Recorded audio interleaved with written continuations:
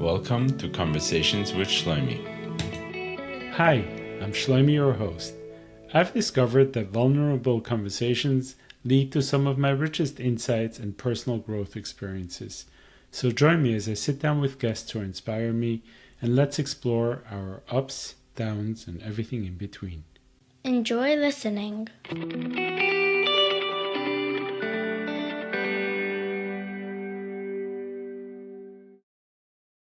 All right. Good evening. Good Shabbos. Good luck. Tonight I get to sit with Alex Rand, a former professor of mine. That's how I know you, and an accomplished clinician here in Brooklyn, New York, working with something that's dear to me, which is addiction. I hope we get into that a little bit in the near future. But I'm also, just in terms of introduction, I think you are a professor at YU, at the Sarah Schneer version of it, for both the men and women, and also a professor at Brooklyn College, right? Do I remember that correctly? Which is amazing. So you have three different types of cohorts, and I hope we get to talk a little bit like what it is to teach to these three diverse populations. First of all, good evening. Thank you for coming on. And also, what did I miss just in terms of introduction? What should people know about you? If you wanted, I can take the entire podcast and just talk about my accomplishments, but that probably would only take about 10 seconds. Nothing. I'm a therapist like you. I do teach. I love teaching. I think one of the reasons that I'm teaching at Brooklyn College is it's the last in-person opportunity. Like I can't get any in-person opportunity. I don't love teaching on Zoom. I'm doing it because I wasn't really given a choice, as the whole program pretty much went to Zoom. And to get to a local college, I could travel. I can go to Wurzweiler. I can travel to NYU. But it just takes too much time. So Brooklyn College was it was a nice, pshara to find a way to teach in person. And also the class I love, which is I'm teaching Intro to Psych, which is like an overview of psychology. And it really gives you a lot of options of where to go and to see different studies. And so I'm really enjoying that, actually. Okay. Is that an undergrad or Undergrad? Yeah. Undergrad. It's one of the requirements, I think. See, I'm doing a quick Google search as we speak, and I see that you have like tremendous reviews on Brooklyn College. I think you have a 5-star rating out of like quite a few reviews.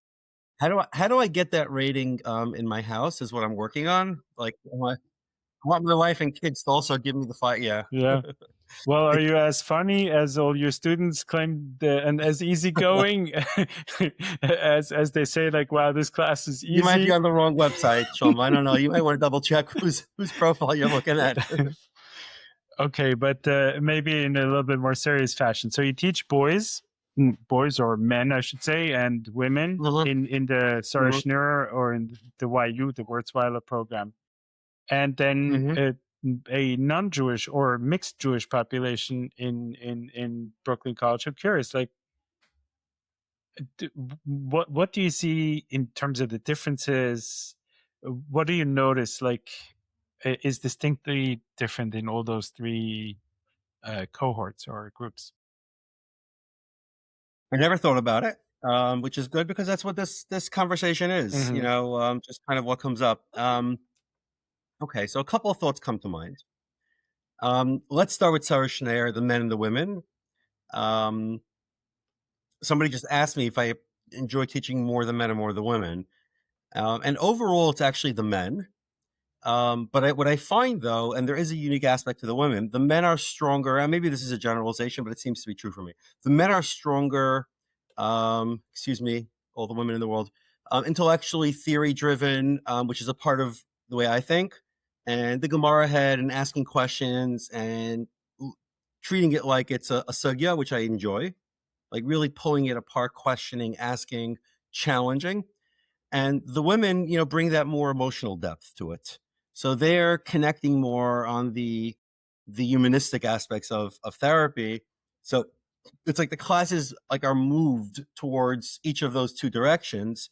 Um, I guess my from a teaching preference, I'm not sitting there connecting with people. From a teaching preference, I like the theoretical challenges, but obviously there's what to gain from teaching the women as well with the emotional component. Brooklyn College, it's a younger crowd. For many of them, it's one of their first classes they're taking in college, so they're 18 years old, mostly not Jewish at all anymore. Brooklyn College has become I see one or two yarmulkes when I'm there, um, and yeah, and probably the same amount of like skirts or what I would assume to be a frum girl. Most of my class are Muslim, Russian, um, Asian, and it is different. It's a different culture. But I think the biggest thing that stands out to me is they're just not as advanced and as engaged as the Sarshner students. So it is more relying on me. I have to pull them out a lot. And it would make sense because it's kind of like an undergraduate a requirement, and it's a course that I got to take and pass in order to get to wherever I want to go, less than Yeah, like a graduate program, which why yeah, is correct. interesting. I'm just, to me, I first of all expected you to say the exact opposite, that the women would be more committed and more engaged in terms of theory, reading actually all the required course materials, and so on. I'm surprised that that you find that the men are more engaged on the intellectual level, um, and The men that engage. There are plenty of men that I don't. In a way, I'm probably not the best teacher for this. I don't pay attention to the people that don't want to learn so much. mm, I'm not looking to bring them in, or I'm not looking to. My mind. That's why I chose college to teach, because I love the material. I'm not a mechanech teacher in the type of like, let me bring out for students' best qualities. To me, it's an intellectual discussion. It's a theoretical discussion, practical in terms of doing therapy. And it's all like whoever wants to learn, I think will learn, and I'm happy to engage with them. Whoever doesn't want to learn, I'm kind of okay with that. Maybe I shouldn't be saying this. Maybe Sarah Schneer will ask me to teach for Turo next year. We'll see. well, you're burning your chances for Toro right here too, but Okay, maybe Turo. Yeah, it'll have to be a secular school or something. We won't name any of the other schools. So I don't get knocked out of. yeah. But maybe you're taking a moment. Like humor is a big part of, I think, of your teaching style, and also I'm curious, is that also in your personal life? Is humor a big part of it? Is that a way you find engaging more people? Is that something you've learned along the way in your own life that you needed or should um, work with? It makes it easier to traverse life. This is a really good question, because I've been asked it before, but I've never been asked it in a setting like this. I've been asked it more on the cuff, where I can answer with humor. Um, and I'm going to try now, without promises, to really think about this more. It's certainly in terms of what is. I guess we'll talk about the what and then the why. In terms of what is, yes, all over the place. Highly sarcastic, in shul, at home, in classes. Like the joke is that people that know me not as a therapist, including students, they're like, what do you do in session? Like, you just sit and make fun of your clients? My next question. Um, Yeah. yeah. Sometimes the answer is yes, but no, I'm not there to humor. Um, over time, I wasn't like this as a child.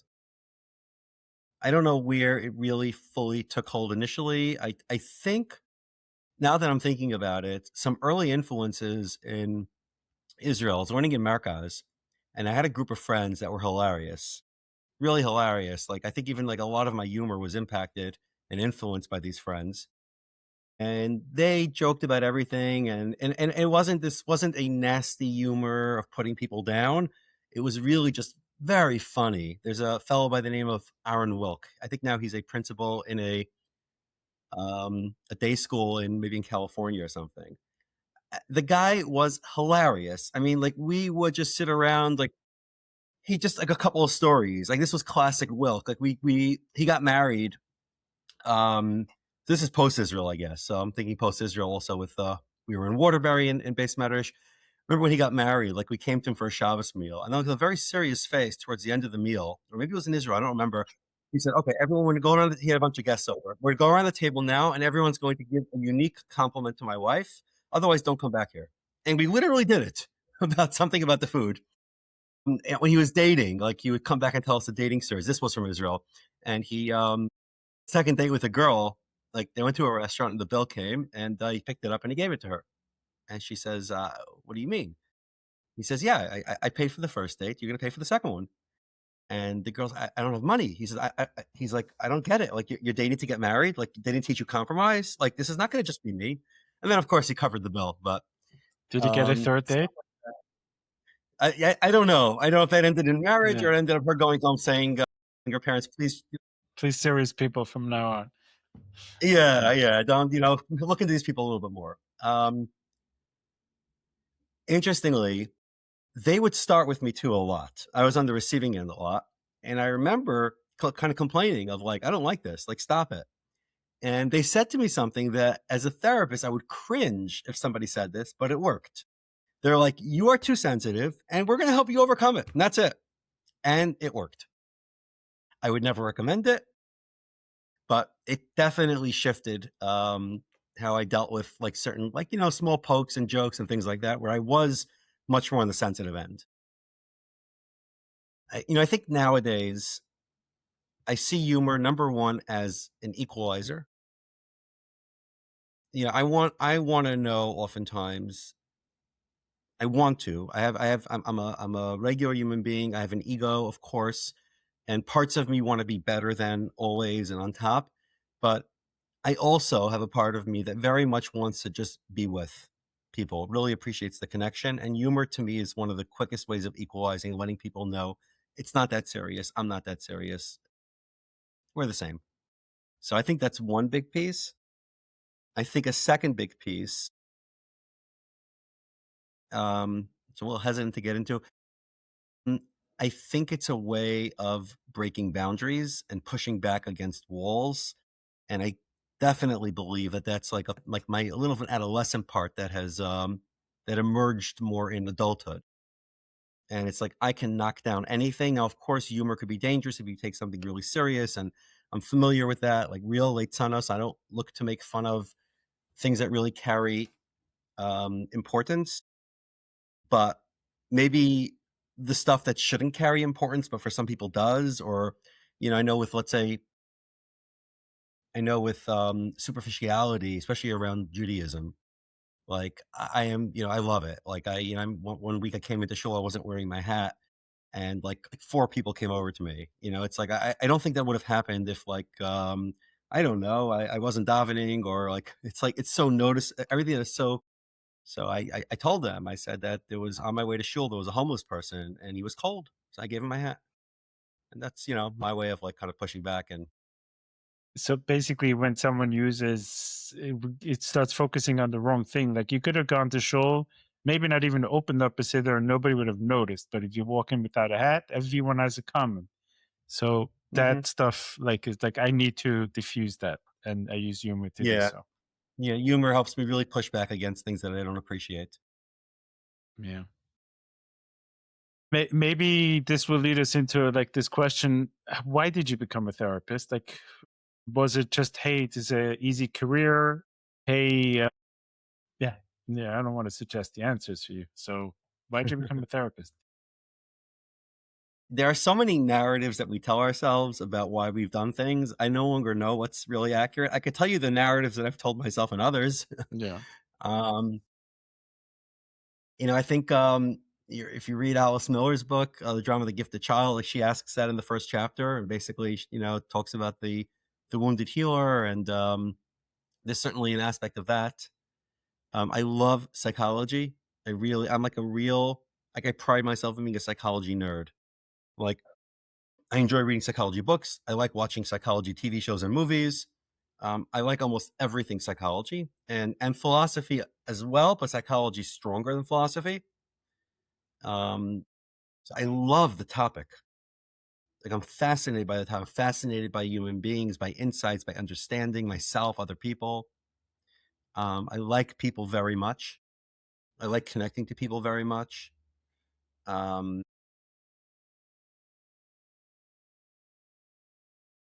I don't know. Those are some of the narratives that I've told myself. I'm just a very good-hearted person that wants to. I have so much goodness in me. I just want to share with the rest of the world. I just like it's kind of pouring out of me, and this is what Hashem put. No, I don't think that's actually part of the answer at all. But I like it. I enjoy it. Yeah. So, meaning you knew from an early point on in life that that's something you want I'm to one of do? the few people that, yeah, no, I don't know if I actually really knew, or the fact that I told myself I wanted to became the reality. I just kept saying I'm going to be a therapist till I actually became a therapist. I have this story I tell over to people. It's true. When I was in Israel, so initially I wanted to go for a PhD, and part of me still does, purely because I could then be called Dr. Rand, and I would feel better about myself. Also, I hate this when people come to me and they're like, "Oh, Dr. Rand," and I'm like, "No," and they're like, "Oh, you're not a psychologist." I had somebody call me once, and they were looking for marriage therapy, and I do couples work, and I had a whole conversation with them. And at some point, he said, "Dr. Rand," and I said, "No, no, I'm not a doctor." He's like, "Oh," he's like, "You're a social worker." No, no, no, this is deeper work. Like, can you refer me to a psychologist? I was like, Ouch. Burn. yeah. And I was like, at that point, I'm like, part of me was like, no, no, no, I'm also smart. I trained. You should know how many years I trained, And it was like, I just gave him the number. And I was like, sure. Wow. So there's a part of me that wants for the covet, but initially I wanted to be a psychologist. I went to Israel. I stayed there 4 years. It wasn't the plan. I Okay. realized I have to I go have to for, interrupt here for a second. I have heard this.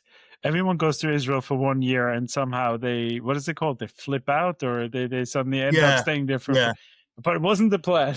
Somehow. Oh, Yeah. my plan wasn't even to go to Israel. One of my Rebbeim, I told my mother, like, send him, or he's not going to be religious soon. I think they scared her or something. I wasn't that bad of a kid. I just wasn't doing anything in high school. I Right. was if I was a bum in Torah Tamima. Today, I get valedictorian. We were just talking about this over Shabbos. I got suspended for going to Dunkin' Donuts. Today, my kid went to Dunkin' Donuts. I'm okay with that. I support it. It's Yeah. like that's what we were getting in trouble for. No drugs, no sex, none of that like crazy behavior as a teenager. But like I was a bad kid, and because I didn't learn, I didn't care for it much. Didn't matter much to me. Anyways, so I'm in Israel, and I want to become a social worker. I decided I need a shorter program. My mother gives me the name and number of one of her friends who's been a social worker for like 10 years. And I call her, and I'm really excited. I said, "Hey, I want to be a social worker. I have some questions for you." She's like, "I'm so glad you called me. Do yourself a favor, find a different career." She says, I left the field a couple of years ago. It's a waste of time. People complain to you all day. Nobody gets help or gets better, and you don't make any money. She's like, I left, I went into real estate, and I am thrilled. And I remember I was so like disappointed. I'm like, my whole like life dream just got crushed by somebody. So I was speaking to my father about it. And he gave me a very good piece of advice in my father's style. He said to me, if you want to find out about something or about a career, or about anything, he said, don't speak to somebody that failed at it. Speak to somebody that was successful at it. Find out from them what it was like. So I called Rabbi Yaakov Solomon, one of the therapists I knew who's been in the field for a while, his son Naftali, also a wonderful therapist. And he told me the opposite thing. He's like, he says, I hear it from you. You like this. This is going to be what you need to be doing. You're going to enjoy it. You could make a parnasa. Definitely go into it. I never called him since then to thank him. And now I'm thinking I should actually give him a call, and I'm going to. Haklata Barabim. You're making here like a public Yeah. yeah. Yeah. Yeah. Yeah. Yeah. But it's amazing how some people and I think also in our field, like we find like sometimes like we sit with a client in session and we feel like, wow, I just delivered like the ultimate session of I just I just changed this person's life.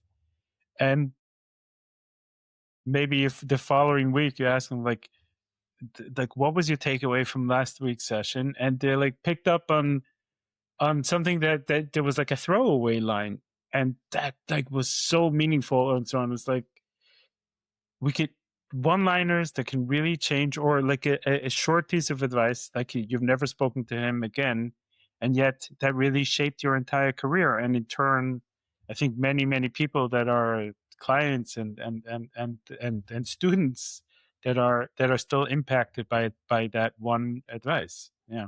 I didn't think of it like that, and I'm going to tell this to Yaakov, and I think it's a good idea now that you mentioned it. Since you were impacted by me, you should call Yaakov and I thank should him. I don't probably even have to call him. I just want you to know what you yeah. Yeah, I didn't think of it like that. We think of like the schar of like, you do one thing and the ripple effect on the world. Yeah, that's an interesting point. So how long are you in private practice? In private practice, about 12 years, something like that. 13 years. Do you have a specific, if that's fair to ask, like, is there a specific, I don't know if a problem, or do you have an affinity for a specific client or a specific issue that a client may come with?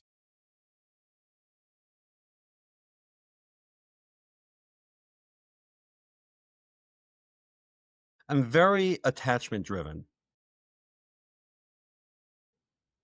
I see a lot of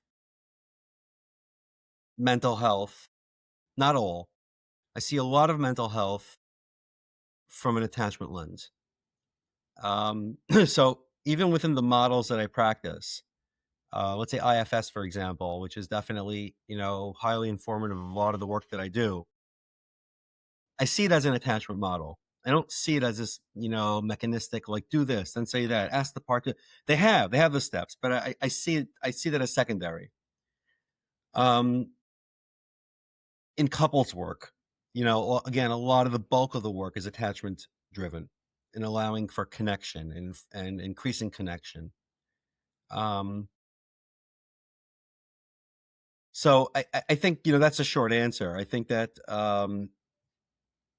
I think attachment theory is probably behind a lot of how I think about mental health. And then, there are clients that will come in where I'm not necessarily going to be, developing this deep relationship with, and they could use just more practical. Someone's coming in with an anxiety disorder and they're not able to function in, certain situations. You could use CBT type exposure work or explaining to them things. And I don't know that it needs to be this, deep, long therapeutic relationship. So I wouldn't say everybody in all, but I do think that a lot of mental health is attachment driven.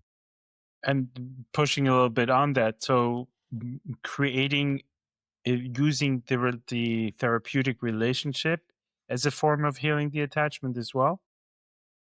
As the primary form of healing. That it is the experience that's happening in the room as being, and it doesn't even have to be spoken about, although some modalities argue that you should make it explicit, like AEDP, a lot of meta processing of like, what is it like for me and you, that would deepen it, and it would, but you don't have to. If they're having the attachment experience, things will start to shift on the outside world, which they may attribute to other things, and that's fine. But I can see sometimes it being the result of their nervous system learning to settle as the result of having somebody steady in their life that is safe and they could connect to. So maybe in this context, when a client comes to you after you've done, like, you've attached or you've really deepened the relationship, and they come to you and said, last week I saw this YouTube clip and that was talking about, and this is the idea that you've kind of been working on for the last 4 months. This is like, and that changed my life. What do you make of that? So again, there's a part of me that's like, no. I remember I had parents that came in. I'm working with their son for maybe about 7 or 8 years. I'm working with him for a long time. And they came in once for like a session. I can't make this up. And it was hard work. It's not easy work. It was definitely harder work. And they're like, our son is doing so much better. And like, we don't even know like where it came from. Maybe it's like the fact that we were praying, or maybe it's the fact that like we really don't know what to attribute it to, but at least he's doing better. And like part of me was like wanted to like raise my hand and be like, hello, I've been working with this kid for 6 years. Like I've worked really hard. Can I get some, I don't need all of it. Can I get some credit? But honestly, you don't look good when you do that. So you have to kind of swallow it on your own. So you don't come across as like a pathetic, somebody begging for cover, which maybe there's a part of me that is that way, but I wouldn't admit it. That happens in sessions too. Yes. And you want to say to the person, I told you this. That's not true. We spoke about this the second, third session. I have notes. I want to prove it to you. It wasn't the video. We all have our narratives. We all have, and our clients have their narratives too, how they understand things. It's okay. It's okay. It's okay. Maybe at that moment to say, I'll get my covet somewhere else. I'm not beyond covet. I don't pretend like I don't need any of it, but I'm not going to grasp at it from every single, opportunity. Yeah, it happens. I'm sure I've done it too. I'm sure, I'll be excited. Listen, even with the Ark of Solomon, like I never even thanked the guy. It's like, and imagine like now I call him. I'm like, I'm 20 something years in the field. And imagine him thinking like now, like this is the first time you thought to like call me up and thank, and you've been telling this story over for years. So Yeah. like, It's interesting because I was also thinking that very altruistically. So putting aside all the like, hey, come on, this is what we've been working on, but on a more altruistic level, I think that when that happens, it's like the ultimate, I don't know what the word's eluding me right now, but that means that we've done our work right, that the client has now internalized this as their own recognition and their own moment of like change that he doesn't even say, oh, you've helped me or you did this for me, but wow, now this was my idea or my recognition. And it's that means that the work that we've been doing is really good work, especially because they don't even need to accredit it or attribute it to us. I like that. I like the way that's being said. Also like what occurred to me when we're talking about this is, I've been thinking a lot about this recently as well. I told this to some students recently that like there's two ways you can feel good as a therapist. Like the first way is like the brilliant insight, the connection that you make, the one that's, the scene from the movies. It's like, oh my goodness, like this epiphany where you figured it out, you made the connection. But that's a feeling good of like a more hierarchical, like I am like bright and smart, and the client's like, wow, look at you. And there's a high in that. And I think we're drawn to that more naturally. And I think that's the initial feel good of like addiction or of like other things that are like, give me a quick hit. And then there's the deeper way to feel good, let's say in therapy, which is building the connection over time as equals, where you don't feel the good of like, wow, but you feel the good of like we. You feel the good of connection. And that's not the same high. It's not the same intensity.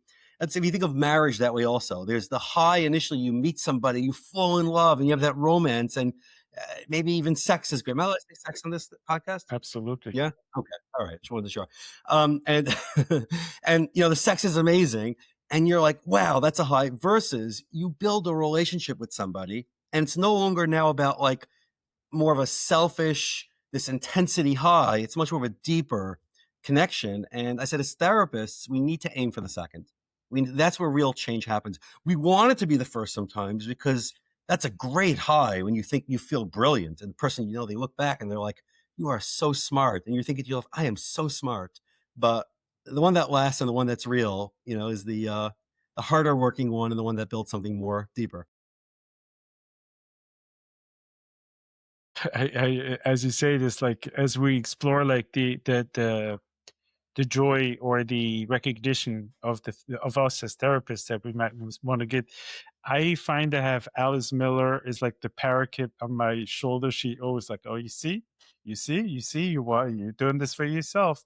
You're trying to she's like almost like a constant comparison in my a companion in my experience. She's always there somehow.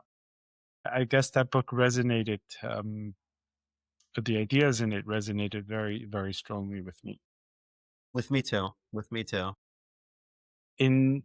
You work with addiction, talking about sex on this podcast. So I know that sex addiction, or in general, a lot of it, I think you work with all addictions.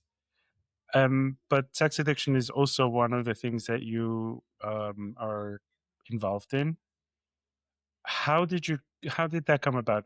First of all, maybe general addictions, sex addiction, is it just as a need, or was there a specialization, or did you work initially in this field? How did that come about?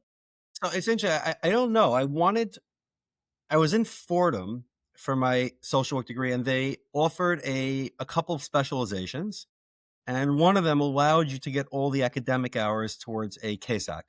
You would need and I don't know. It talked to me at the time. I went for it, and then I looked for work that was addiction related. I started out, my first job was actually with Trisha Tia. She was involved with Arms Acres, and I don't know if the rehab is still around. She left a number of years ago. She was a vice president there, and she had an outpatient clinic on Quentin Road in Brooklyn. And Naftali Solomon was actually the clinical director at the time. And I came there and was running. It's actually I ran what was called a multifamily group that I think there needs to be more of. It was a group with adolescents at risk, so to speak, drugs, all that stuff, with their parents. So you have like 10 families of kids and parents, and the insights that parents would share with other kids of what it's like, because it's not as threatening, and kids would share with other parents. I think it was so unique, intense, scary sometimes, a lot of emotion in there. And then from there, I got a job at a place called Yatskin, which was a Jewish drug and alcohol rehab. At the time, it was in Westchester, Mount Vernon. And then I went for my case, like I got it. I was drawn to it. I think that, I don't know, I think every person, but on some level, we all have our compulsive behaviors. We can all relate to it. I'm like, I don't want to do this. Why am I doing this? I want to stop. I want my life to look a certain way. Why do I keep failing? So there was like a personal buy-in, a feeling like, I get the frustration around wanting to feel more in control of life and not being able to. I don't know. So I was drawn to that initially, I guess. So talking about the KSAC, which I think stands for Credentialed Alcohol and Substance Abuse Counselor, it's a New York State designation, if I remember correctly.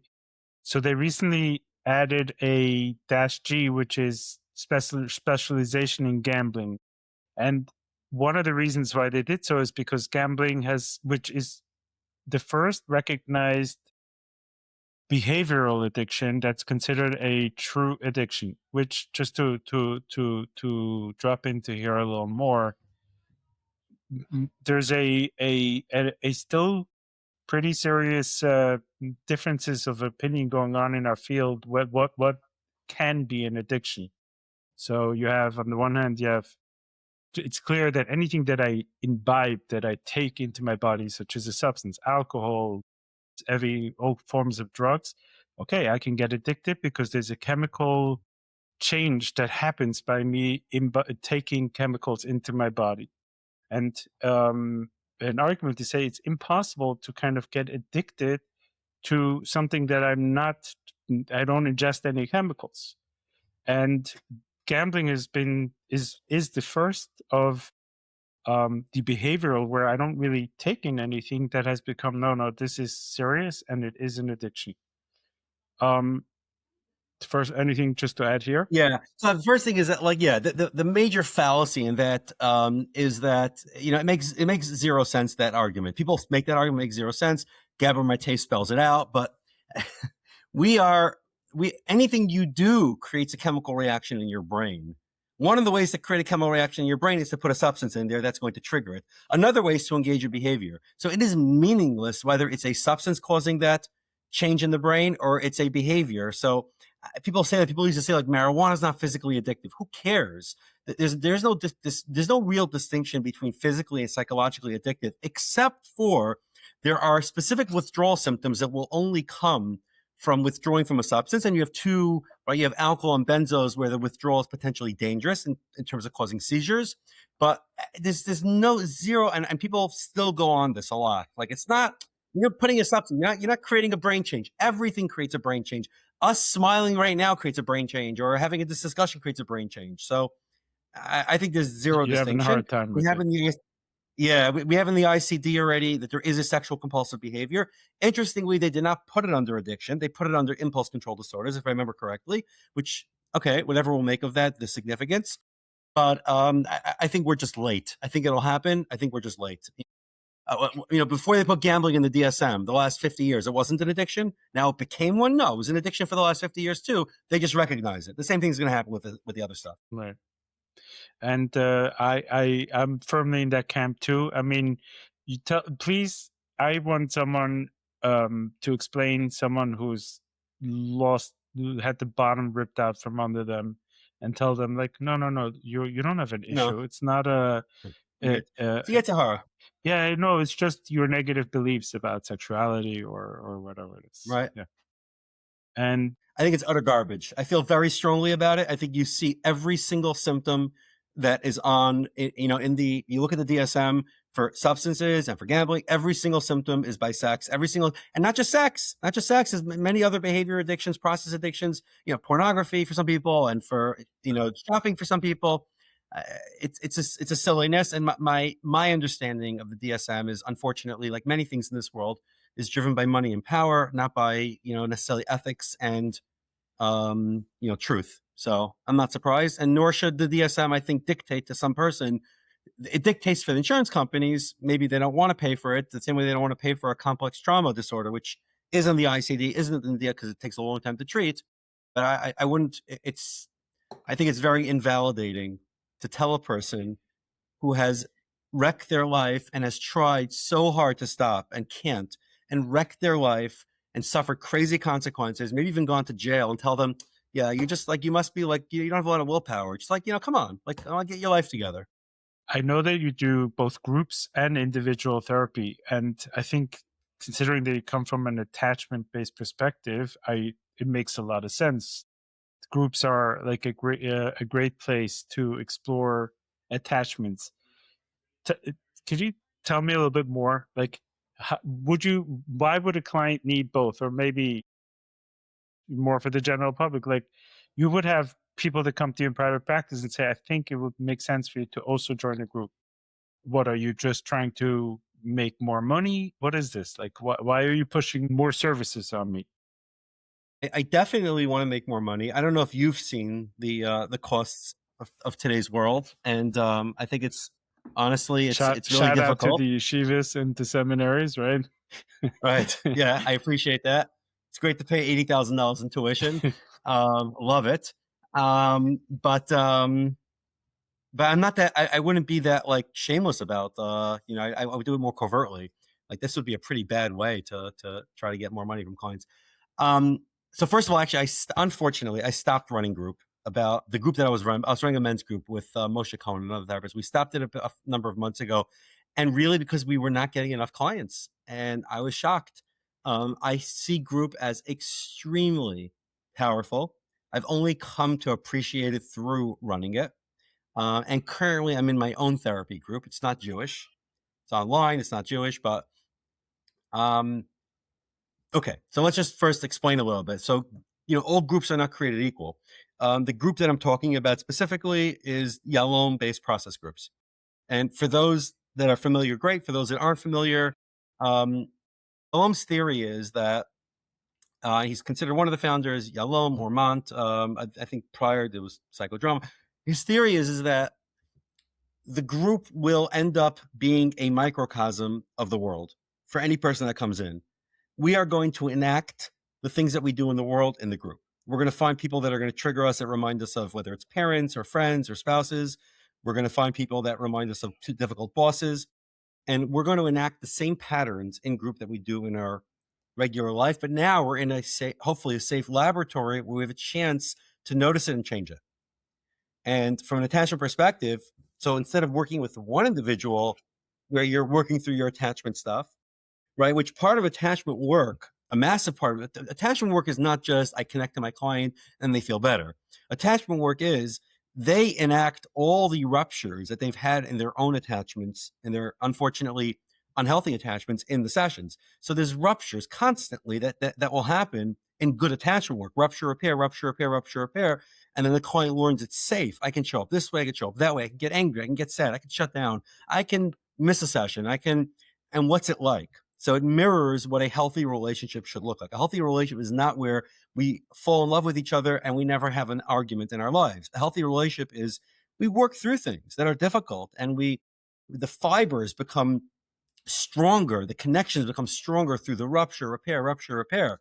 So, group gives you an opportunity to do that with multiple people, where you get angry at people in group, and it's very vulnerable because there's people will call you out, people will say stuff to you like, I see you're shut down, or you're like, I'm noticing this person's getting you so upset. Can you tell them what it's like? Things that people don't do in the real world. So it's unfortunate because I don't know why. In my mind, I was like, this group should fill up easily. Whether it's shame and stigma, or maybe, I don't know, maybe the group is not as good as I thought it was. Like, I'm like thinking to myself, like, my practice, I didn't have a problem getting clients to, but group, I've had a hard time. And I think that for some clients, you're asking like who should go. I think many issues, some people will say all issues are relational. I don't know about all, but many issues are relational. I think there are many people that would benefit from group. I think some people that are not ready or interested in a group will have a much harder time with it, but those that want, I think it could be a great addition or even replacement for individual therapy. Replacement. Wow. Okay, maybe let's go first in the other direction. So let's say someone is struggling with an addiction. So we know that there are many groups, support groups, like 12-step groups out there, whether it's AA or MA for marijuana or PA for porn and SA for sex and GA for gambling. I mean, all flavors. I think there's probably 80, 90 different Why types. didn't anyone tell them, by the way, that these things aren't addictions? They should not have groups for them. Sex addiction is not an addiction. It should just be called, like, maybe people that have no self-control group. That's how the world wants to view it. Right. Somehow the 12-step program wasn't bothered by the fact that the DSM didn't include it, and good for them. So is there yeah. I on a side note, I'm middle of taking the CSAT training, the certified sex addiction training, which is pretty serious. It's like a 2-year process, and there is an entire world that is an entire universe or ecosystem surrounding sex addiction therapy, all the while that it is not recognized by the DSM. Just tells you a little bit. So is there a difference between going to a 12-step group and a Yalom-based processing group? Are they complementary? Are they can they hurt each other? Okay. They're some of the similarities. The way I understand, which may be inaccurate, but the way that I understand 12-step recovery is that there's two primary components. There's the destigmatization, the de-shaming that comes from, I sit in a room with people. Shame is the experience of being cut off. The opposite of shame is connection. I sit with a group of people that really get me. I no longer feel alone and shamed like there's something wrong with me. That's one aspect. And then the second aspect is the spiritual part, which they say, which is working on character defects, creating a relationship with a higher power. So in terms of the connection piece, I think there's overlap. They're run very differently. In 12-step groups, you're not supposed to be giving feedback to people. It's not about the relationships in the room. It's people talking about their own experiences and other people gaining from that. People working on the steps, people, that type of stuff. In group therapy, it's extremely relational to the point where that's one of the main focuses of group is that what's happening between me and the other members here, and how does that reflect on my personal life? What's being played out here? So I think it could be complementary. I think that, once we're talking about 12 steps, I have I have a lot of respect for 12-step groups and people that go there. It's saved many lives. I don't believe it is the only way for somebody to get better. It bothers me when people sometimes have that like idea, like you must go to 12 steps, you must. I've seen people get sober without it. I've seen people not get sober in it. You know, some people will say, listen, if you go to 12-step recovery and you get sober, it's proof that it works. If you go to 12-step recovery and you don't get sober, you're not working hard enough. If you don't go to 12-step recovery and you get sober, it's proof you were never an addict. So I don't like that. I don't think that's true. Circular I think that logic. there, Yeah. yeah, exactly. Circular logic. So I think that there are many ways for people to get sober. 12-step is one of them. And if it talks to somebody and they connect to it, I think it is a tremendous gift. It's free. It's out there. It saves lives. I think for some people, it is not helpful. In fact, it could be hurtful. I found that with people that have a very hard time, it's a very shaming aspect calling themselves an addict and sitting that way. It doesn't actually help them feel more safe and comfortable. It makes them feel the epitome of shame. And for people like that, you can drill it down their heads, or you can accept that maybe this is not for them. And that's what I'm more in the second category. And I've seen people get sober all sorts of different ways. I think that's at least my commentary on 12 step for whatever it's worth. But back to your initial question, I think there's some overlap, but I think there's real differences in terms of the relational piece that's in group therapy. Yeah. Referring quickly back to the CSAT again, a very elaborate process of how to work with the addict, or with, if they're in a relationship with the betrayed. And yet there's a strong emphasis that kind of you not need, but strongly recommended individual therapy, group therapy, and hopefully you also go to a 12-step group, kind of like really like a full wraparound support group, each one offering an important piece that the other ones can't really supplant. It's just an interesting I thing I do I noticed. do think addiction does require comprehensive treatment. I do think that it's one of the tougher things for people to overcome. I think it's really hard. I think that, it's not similar to the typical challenge that somebody goes through. Addiction is kind of like a thing that, we call it addiction, so that's what we refer to it as, but like it's the, in a way, the exception to the laws of human behavior. The laws of human behavior are that we don't tend to engage in things that hurt us. We tend to increase the things that make us feel better, and not the things that hurt us. And addiction is kind of like that huge exception where people are doing things that are destroying them on a regular basis. It almost doesn't make sense. People that are not addicts look at them like, what's wrong with you? And I understand them looking at it that way. You know, I think it's a very difficult, mental illness, disease, whatever you want to call it, to overcome. I do think it requires comprehensive treatment, which is, I think, different aspects. I think each person, though, needs a different, kind of set of supports. I think there needs to be definitely family and community and therapy. I do believe it's more than just let's help them stop the behavior and then things will be fine. Right. And I think coming from an attachment standpoint, most addictions are, I think, as we start to understand that I'm looking to attach, I'm looking for a relationship. And my relationship, I want a solid, meaningful relationship. And in some ways, the marijuana in my pocket is always there, and it doesn't talk back to me, and it doesn't make me feel, at least initially, it makes me just feel good. And whether it's pornography or the other forms of sexuality, it's just so good. And I'm building a relationship just with a substance or with a behavior. And looking at it from an attachment lens is to really rebuild the attachment to the human connection with a true form of intimacy, where intimacy means I can get hurt, and I have to be open to give, and that deepens a little bit to what you were saying before. Also, there's the initial, what do they call it, when I first meet someone and I first get married, Euphoria. there's Yeah. euphoria. Like they say, the cocktail of chemicals that you get there's nothing like it. But Helen Fisher talks about this. Yeah, it's like somebody literally getting high on drugs. and the best ones of them all, Yes. right? Mm-hmm. And then because it's meant to create, like, to at least enough to bridge you over into true attachment, into a place where, hey, I truly am connecting to this person.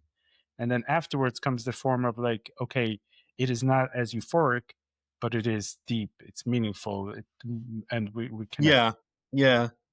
There's an author, I think Flores, who I think initially wrote about, I think it's the title of the article, if I remember correctly, I'm not sure, but I'll take a look. Like addiction as an attachment disorder. And he writes about it from that perspective. And the way I understand it, although I don't know that I can fully grasp it, but the way I understand it is that, so substances, let's say, I turn to I'm not feeling good. I turn to a substance to make myself feel better. So you could say, is it an escape from the feeling bad about my lack of attachment? So I get a break from that? Or is it actually working with my attachment system and making me feel connected in an authentic way that I'll later lose? But I don't know. But arguably, that's why love addiction, and maybe sex addiction, but love addiction specifically, can be the hardest of all the addictions because it most closely mimics what we're searching for. If you believe that addiction is an attachment disorder, here I find somebody that I connect to and I experience love. Again, it's not that regular love, healthy love that I worked for. It's this, somebody loves me, someone's with me finally. So it's the closest approximation to what I actually really want. I heard a speaker once speak about this once. I thought it was brilliant. And that arguably then be the most difficult one to get away from because it's so similar. So maybe on this topic, what's the difference then? What's the difference between I found someone I love, found someone to connect? Why is that wrong? So to say, how is that different than when I get married to someone or I'm in a long-term relationship with someone? Why is that an addiction? So when somebody who has a love addiction, I mean, okay, everyone has different views on this, but my understanding is, the initial feelings that we feel upon meeting somebody when we fall, quote unquote, fall in love, whether we use the term romance or limerence, a lot of different terms for it. It's not the way I understand it, from what I've read about it, right? It's not a lasting, sustainable feeling, nor is it worked for or earned. It's an automatic feeling. I locked eyes with this person in a bar and I knew this was my soulmate. That's utter garbage. I locked eyes and I finally felt better. Parts of me finally felt different ways of understanding it. One of the books that I read was interesting, talks about how when we first meet somebody, we have the ability to project onto them all of the things that we wish we had. And as long as we don't know them well enough, we don't see the flaws, we can hold on to that projection. But with time, we shatter the projection. They say 6 to 18 months is the length of time in a committed relationship where romance will start to dissolve. They'll become regular. Real love is built on, I think hashkafically we see this, I think psychologically it's built on experience, time, sacrifice, giving, repetition. It is not when I meet somebody. That is just a nice, wonderful feeling. It's a high, it's a drug. It feels great. I want more of it. So some people run in love addiction from relationship to relationship. They get the beginning of the relationship. They fall in love, fireworks, it dies. They're like, oh, I guess you're not the person I thought you were. And they keep doing that. Yeah. This makes me think of two things: that how many times in couples work does a couple come in and it's like, let's say he complains about her that she's not as enthusiastic about life as I need her to be, and so on. And then you say, okay, I'm curious, how did you meet? And he'll begin telling a story of like how he's been, he was always, life was busy, he was always having so much excitement, and it was time to look and settle down. And she was the person that finally was stable, and really, like, I could see myself building a house with her. So what initially was this major attraction for you has now turned into, oh my God, she's not exciting enough for me.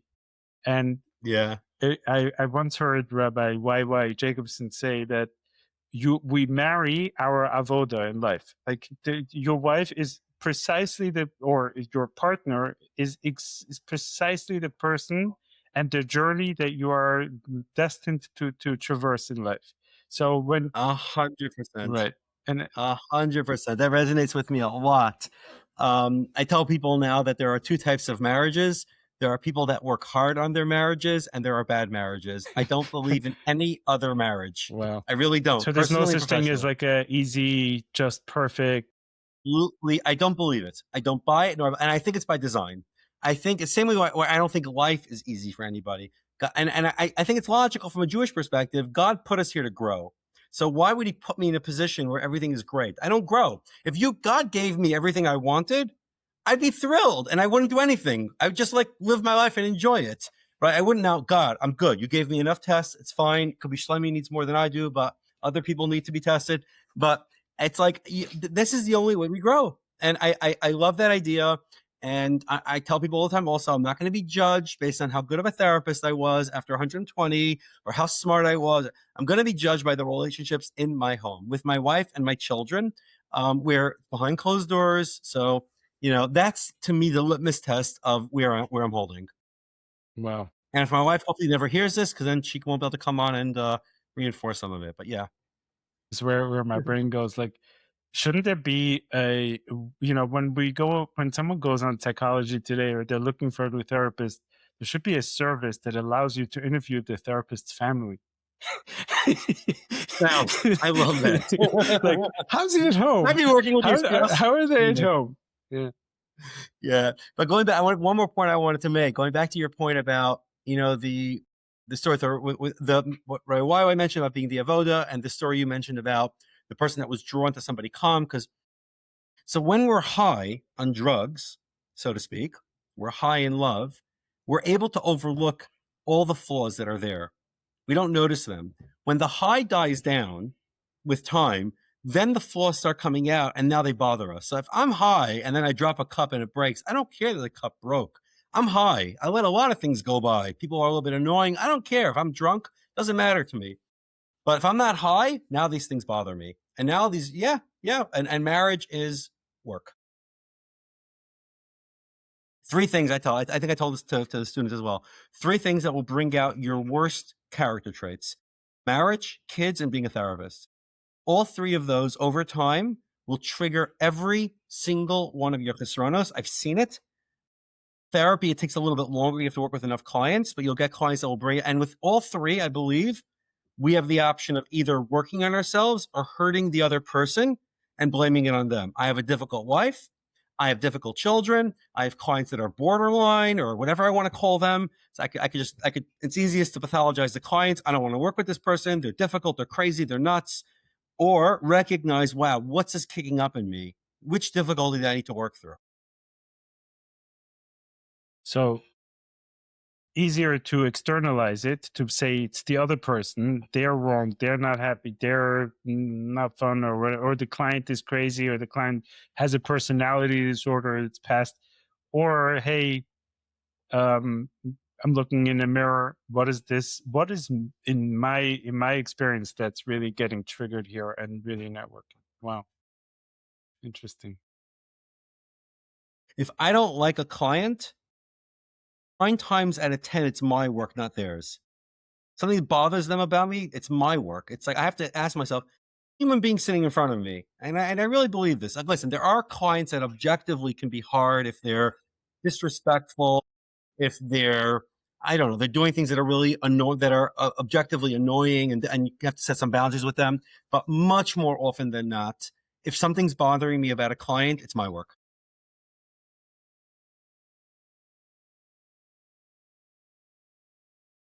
A little bit also Alice Miller, a little bit in her work as well.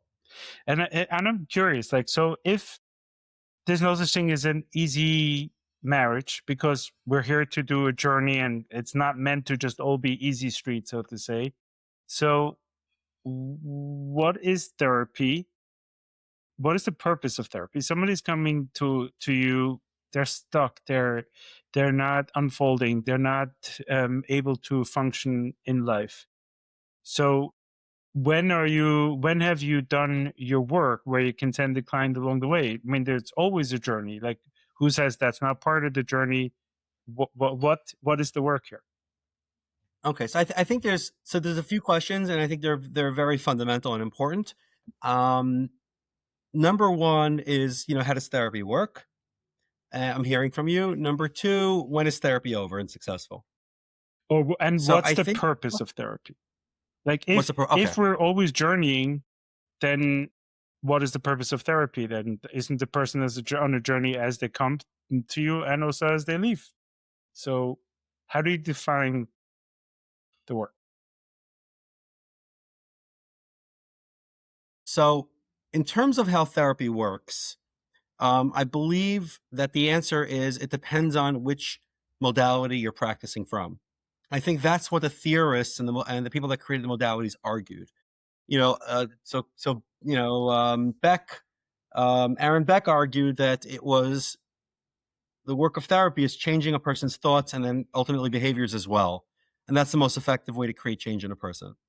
If you use EMDR, you're trying to understand how bilateral stimulation plus whatever techniques they share with you, how those create change. From an attachment perspective, therapy works through creating a healthy, secure attachment with a therapist that will help the person ultimately internalize. They didn't get that from the parent, arguably. So they're getting it from a therapist, and that becomes what they internalize, according to Bowlby, and that becomes their internal working model. They adjust their internal working model, their expectations of the world and of people, and that allows them to self-regulate. The question of how long therapy takes and when it's over, again, will be impacted by the theory from which you're practicing from. Now, to me, I'm still in therapy, and my plan is to be in therapy for the rest of my life. I say this joke a lot. Like my wife at one point said to me, the amount of money you spent on therapy, you could have bought a car, a house. And my response is, your assumption is that had I bought a car or a house, that would make me happier. I believe the therapy actually is more meaningful in terms of the significance of my life. I don't worry, I didn't win that argument, nor have I won any arguments, but that's fine. That's marriage. So I see it as something that is a tool for growth. That, yes, because life is a journey, I don't ever want to let go of that tool. Why would I ever stop? But if you want to be like a little bit more like harsher, or if somebody's not functioning, then they need therapy. If somebody is functioning, so there's a general rules of functioning in relationships, two areas that the DSM mentions, in relationships and in, productivity. They have a job, a career, something that they're doing, kind of the two main areas of life, our connections to people and our meaning, achievement in this world. So when somebody reaches that and they feel they're there, they don't need therapy, but there are many clients that want to remain in therapy longer term. And there is this stigma. Some people feel that, oh, you become dependent on your therapist. Oh, you shouldn't need this anymore. They should kick you out. So if a therapist is creating a dependency, now a caveat here. If you're practicing from an attachment perspective, you actually need to create some form of a dependency initially in order for it to lead to independence. You're copying what should have happened as a child. The child initially is dependent, and that allows for the independence. The same thing in therapy. So a client becoming dependent in early therapy, to me, is a necessary component. And then you help them with working towards the independence. You don't want them forever dependent on you. Clients leave when they're ready to leave. It's a conversation that we have. When it's still useful and they're still growing and they still want it, great. They don't find it useful anymore, either because they've achieved their goals or because we're stuck. Okay, then we need to refer them out. So let me translate this into you're seeing a couple is saying that we're at loggerheads. We don't see eye to eye. We're fighting all the time. And we can't come to compromise. Arguably, we can't cooperate. I don't want to be with this person anymore. So they come to therapy and we begin working, understanding each other, understanding the attachment needs that they need from each other, and so on, and building it. When they leave, are they now on easy street? They're just never going to have a fight again? Or are they leaving now with the ability with tools, with stability to be able to handle the moments of disconnection? So couples, well, listen, you have the case of, let's say, Shlomo Rappoport, who said that he, I think, never got into a fight with his wife. We have cases like that like we can only, I can't understand it. I can only look up to it and say, wow, like there's what to emulate. But for the rest of us, you will continue to have disagreements. The goal, I tell the couples, that the goal of marriage therapy is not that you won't fight, is that the fights will be shorter and less intense. We want to move the fights from being threatening the relationship, the intensity, the days that go by, the hurt, to less intense, softer, and they're quicker resolved. But you're living with another person. It's still going to be hard. There is no answer for hard other than work. There's no solution for it. I've asked many marriage therapists, theorists who have modalities, people that I've spoken to, the question around where does free will and the need to work on ourselves come in when it comes to marriage, where theory no longer, I use this example, my wife asks me for a cup of water at 2 a.m. She's really tired. She doesn't want to get out of bed. Whether I get the cup of water or not has very little to do with any marriage or couples theory therapist approach. It has very much to do with my bechira. Do I want to overcome the part of me that just wants to sleep and says, hey, honey, come on, you get it? Or am I willing to get out of bed and get the cup of water for her? That's going to exist, I think, throughout. Two things. What comes to mind is we learn how to fight productively or in a constructive way, in short. We learn how to use fights to deepen our relationship, not an expectation that there's no fight. And what I'm thinking that, you mentioned Shlomo Zalman, and this is maybe we're going really into a different topic, but I find we take tzaddikim, we take people that are kind of we're not all meant to be tzaddikim. Like the Tanya, right? He talks about this idea that there is a madrega of a tzaddik that is that's not something you can even attempt to achieve. It's not also your journey to achieve. Your journey is to be what he calls the Beinoni, the one who constantly works on himself and constantly it overcomes desires and thoughts and so on and shows up. So I find that it's sometimes not that helpful to say, oh, you should be like Shlomo Zalman. No, because his marriage was a marriage of a tzaddik. So a tzaddik is not going to have a fight with his wife, but that is very discouraging to the average guy who's sitting in his manager learning or what's it called, who is fighting plenty with his wife or is struggling with his kids. So, that's an excellent point. Yeah. There's been a lot of critique historically about the Gedolim books, that they didn't write about their challenges. They only wrote about they made them sound like they were from birth tzaddikim, which basically is okay, it rules you out. I would really like for my wife to learn from Shlomo Zalman's wife, because I'm assuming that she was. And I accept that I'm not a tzaddik. I'm like an average Joe, but yeah. I wonder if you guys have fights. Why are you not like Shlomo Zalman? And you why are you not like his wife? My wife's like, why aren't you just a normal person? I'm not asking for that much. I'm like, fair. First of all, do you think there's anything else that we should quickly touch on before I go to kind of grilling you about your personal life and no, just kidding. Before we get to kind of closing questions.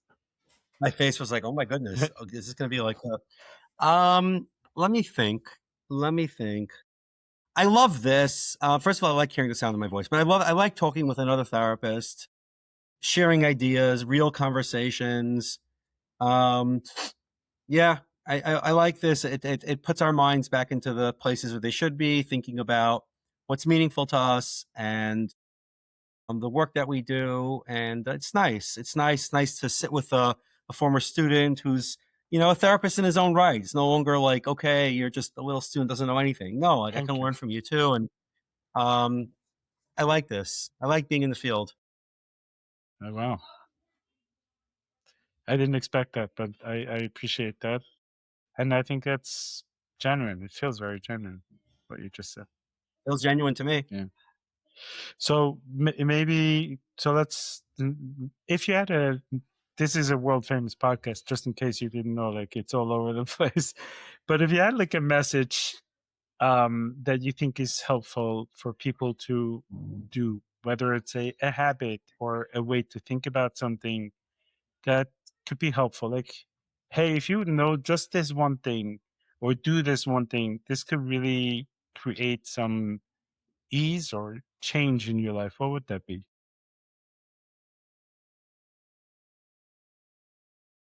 I don't say this lightly. Put pineapple on pizza. It changes everything. Hawaiian pizza, huh? I couldn't resist it. My son disagrees, by the way, for the record, and I think he's like, most people should disagree with you. it's for another podcast. I don't know. It's going to sound cliche, but maybe cliches are true, and that's why they're cliches. But it's not necessarily practical, but it's theoretical. I wish we can learn to love ourselves the way that we believe God loves us. I wish we can look at ourselves as having that capacity to make this huge difference. All of us, every human being. God doesn't create garbage, so to speak. I just wish that we can really, for ourselves, treat ourselves better, look at ourselves in a better light. I don't know. Is this like love conquers all? Maybe. I don't know. And I'm speaking to myself as well, to the critic inside of me that, says, do more, do more, do more. So one of the lines that I heard that was also really influential is talk to yourself the way a loving, caring parent would talk to you, whether or not you had one. In every situation. And a loving, caring parent would say to you when you're struggling, would not say to you either, it's okay, struggle, I don't care, or you're a piece of garbage. They would support you, believe in you, say, hey, let me help you with this. Let's look at this together. What can be done? I don't want you to feel this way. And I think if we can really treat ourselves that way, if I could treat myself that way, yeah, ... So love conquers all. But it's not that simple. Meaning, even I think that the piece that you might have not mentioned is loving parent might also gently tell you, hey, and reflect a little bit on what just happened here, and is there something you Yes. could Yeah. do Or I'm differently? concerned about this, or this isn't okay. I don't want you to do this anymore because it's really hurting you. But you feel the love in that statement. You don't react to that with this deep sense of shame or a sense of wanting to give up or a sense of, you react to it with like, I want to grow. I want to get better. Like there's an energy of like, and I don't think we do it. I don't think enough people do it. I don't think we do it. We got to get better at it as parents, as therapists, as really, reaching people from a place of, if they're not doing great, you can do better, and I'm going to do this with you. And if they're doing great, really giving them, the support and the encouragement, like, wow, like I'm really, proud of you for what you've done. So let me start with saying I am proud of you for creating a podcast, to bringing people on. I'm sure this was an idea at some point that, hey, should I can. There's other podcasts out there. Yep. You created a podcast. You're bringing on people. We're having great discussions. Wonderful. Thank you. Now do more. I'm sorry. They came back. And maybe reflecting this back to you, I really appreciate you coming on this podcast. I know it was not it was hard in your busy schedule to find the time. So here we're No, I had plenty of time. I come across that way. I just tell people I have no time, but okay. my pleasure. And I appreciate. We had some good laughs, but also I think we touched on some things that are leaving me thinking, and that's really the purpose for me for creating this podcast, to have like this setting of where we can just focus on each other and have conversations with other guys who tell me I have no time to talk to you. So it's kind of like a little ruse. So thank you. Like it. And My pleasure. Makutwach, and hope to see Goodbye. and speak to you soon again. Absolutely. I value the connection. Thank you. Take care. Kaltosh. Take care. Bye-bye.